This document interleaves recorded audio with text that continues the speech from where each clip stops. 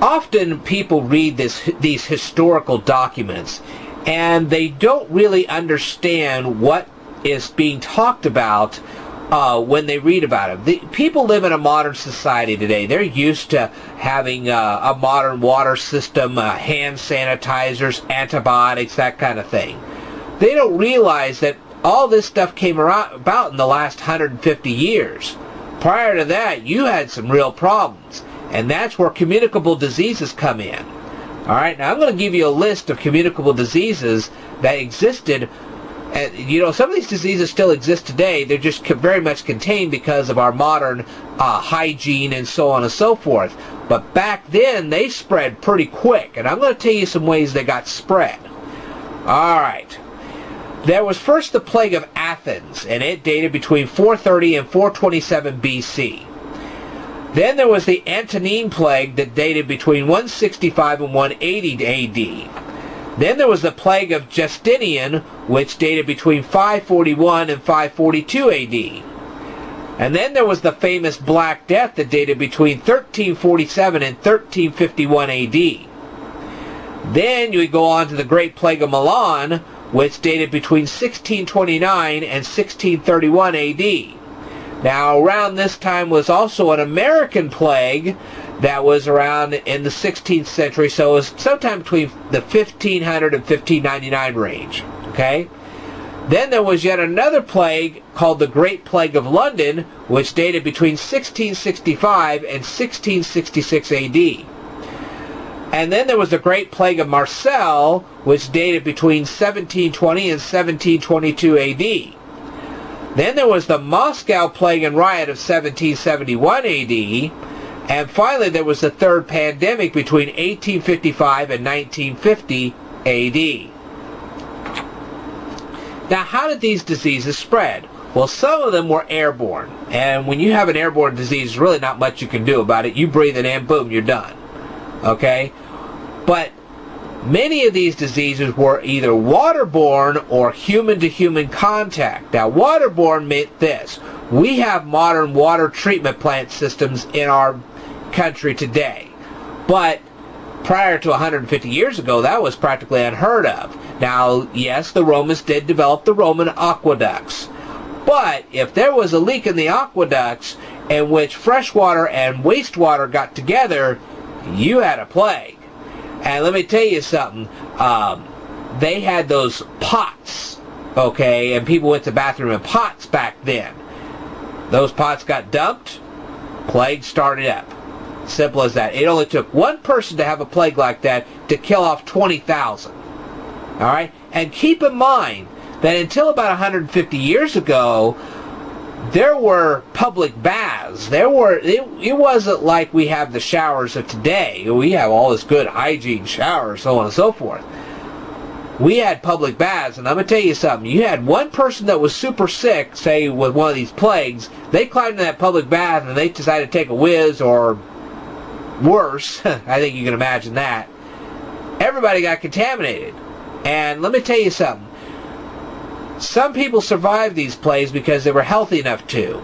But if you had elderly people or young people that had a compromised immune system, or worse, had heart problems or lung problems, they were toast. Okay? And sometimes that happens even today, although your chances of survival are a lot higher today than they were, say, back 150 years ago. Alright? So, water was a big way that viruses like this spread. Bacteria too, as far as that's concerned.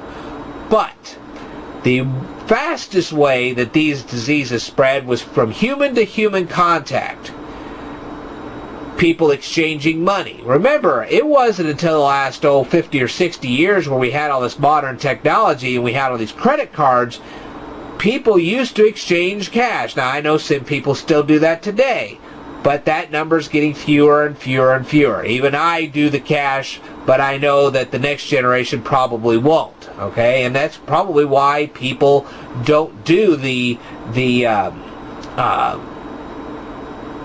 cash handling anymore, because of the diseases involved. I mean, you have to hand your cash to a cashier. That means you're going to shake their hand or something like that. Well, you know, that's a quick way to spread diseases. Again, I was talking about the public baths earlier. Let me tell you something. You don't want to be in a public bath. Trust me, it's not a good idea. But here in our modern time, people go swimming in swimming pools. Well, somebody has a disease, they take a whiz, they do worse, boom, you got the disease. See? And of course, back then they had the Roman amphitheaters where people would crowd around, food would be exchanged, and certainly money would be exchanged at that point. That'd be a quick way for a disease to spread. One person shows up at a Roman amphitheater with like a black plague. Well, the whole amphitheater could be exposed in a matter of minutes. And that's how a lot of people died. And we could equate that with modern day today. Some kid comes into a rock concert, he's got some kind of H1N1 virus, or he's got AIDS or something like that. He contaminates an entire crowd doing this. Hey, come on. We got Times Square where people go out and they watch the ball drop. You meet people there. Mardi Gras, that's a good way to contaminate people. All you need is one person to do it. And especially if that one person's a nail biter, and I admit I'm guilty of this myself. You can see my cuticle right there. Yeah. All you have to do is have somebody with a cut or they bite off their nails or something like that. Boom, you got contamination. However, one of the fastest ways that disease is spread, especially in human-to-human contact, is polygamy. Let me tell you something. You don't want to be participating in an orgy, because you talk about a quick way to spread diseases.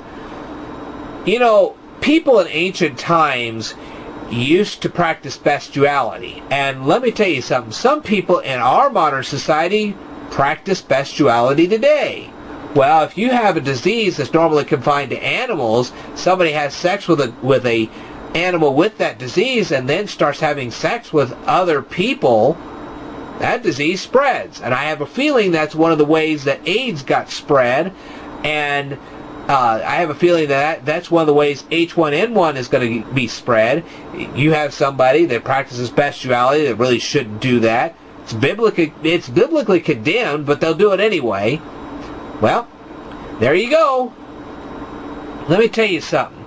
Not only is bestiality condemned in the Bible, but also polygamy. And that's the real reason why. You go and having sex like that, you're going to spread diseases. It's just that simple. And so it's something that you should really take into consideration before you start taking off your clothes. Okay? You don't want to get involved in something like that. It only takes one person that's sick like that to contaminate a whole group. And then that whole group goes out and they contaminate a whole bunch more, and all of a sudden, kabam, you got a pandemic. So, when the Bible says do not practice bestiality or polygamy, there's a good reason. And now you know what it is. Let me tell you something. There's a lot of diseases out there that some people haven't even discovered yet. Some of these diseases have actually mutated and become something even more voracious than they were originally. And our doctors today don't have the cures for literally everything. I mean, we're working on it, we're getting better at it, but they don't have the cures for everything. If they did, well, we live in a utopian society, but we don't. So, when the Bible says do not practice polygamy or bestiality, that's the reason why. And that's all I've got to say at this point. I hope you tune in for my next video. I have more to present. There will be a future video that will reference this, and now you'll have a clear understanding of what I'm trying to tell people. I'll tell you more in a future video, so stay tuned.